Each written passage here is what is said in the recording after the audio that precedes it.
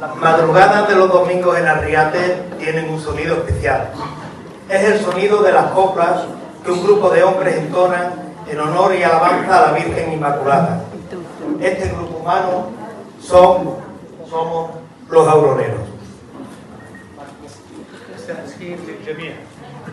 جئنا من بلدة أريات العذراء البتول وترانيم الفجر.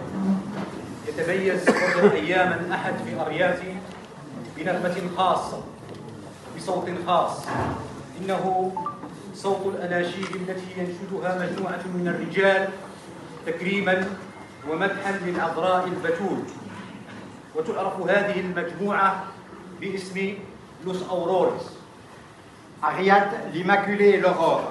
Les dimanches matins, à Arriate, ont une sonorité particulière. C'est le son des chants qu'un groupe d'hommes entonne en l'honneur et à la gloire de la Vierge Immaculée. Ce groupe s'appelle les Aurores.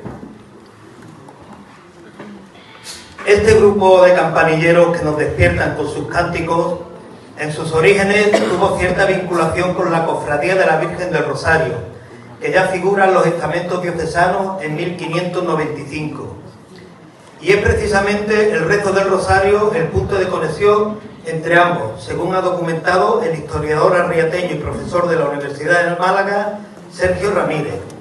La Virgen sin mancha, la llena de gracia, en su puro ser. Dios te salve, princesa María, hermosa doncella, bella y pura flor. Dios te salve, luna sin menguante, estrella de Venus, reina del amor. Recreo de Dios,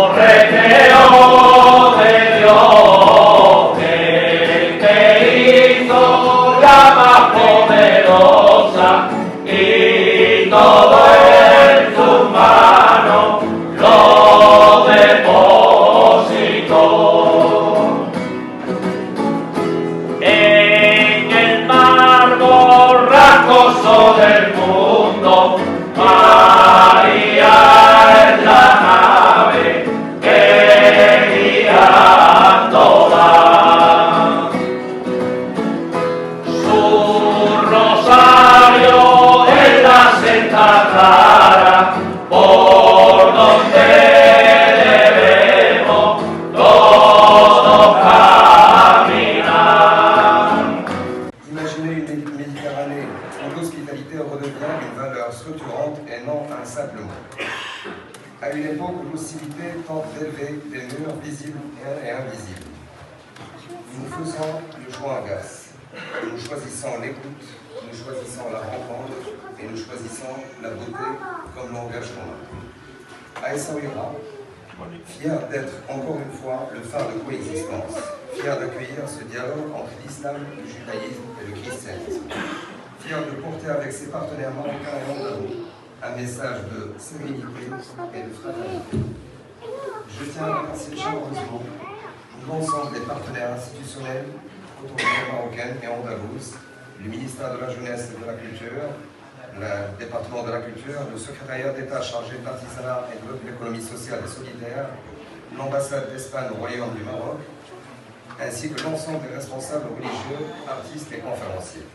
Je souhaite également exprimer ma profonde reconnaissance à toute l'équipe d'organisation de la Fondation Tres Culturas, de l'association Essaouira Ambador ainsi que la Zawiya Khadiliya et la Fondation La Chadou, et l'engagement collectif qui a permis de donner corps et âme à cette vision commune.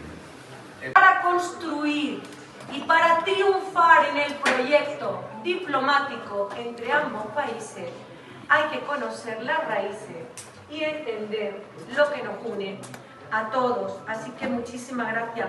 Gracias, ministra. Para mí fue una sorpresa encontrarte anoche, una gran sorpresa, de verdad.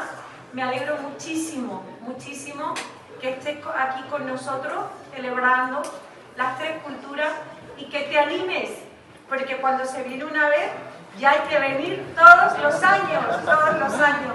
Muchas gracias de verdad, querida ministra, por estar en el día de hoy. Quiero decirles también que esto ha sido un éxito, se ha hecho un trabajo excepcional por parte de Hichan Dinar, que no son estas Hichan. ¿Hichan dónde están? Hichan. Plaire à qui que ce soit, mais prenez la juste mesure de ce que nous vivons ici depuis hier soir, de ce que nous incarnons ici ce matin, de cette messe et des mots qui ont été dits. Moi, je prétends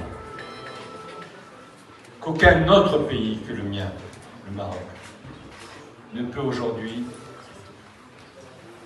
incarner ce que nous vivons ici. Ni à Paris, ni à Londres, ni à Washington, ni à New York, ni nulle part. Cette capacité d'être ensemble,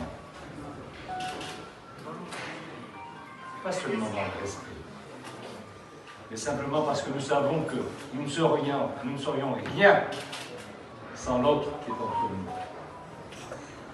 Cette évidence qui a longtemps nourri toutes les modalités de l'humanité, tous les progrès.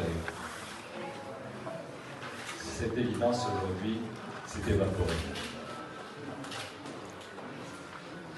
Parler de diversité aujourd'hui en Occident, c'est la crise, c'est l'incertitude, c'est le doute, c'est toutes les tentations du déni, de l'exclusion, de toutes ces valeurs, de toutes ces libertés, de tous ces respects que l'humanité a construits pendant des siècles.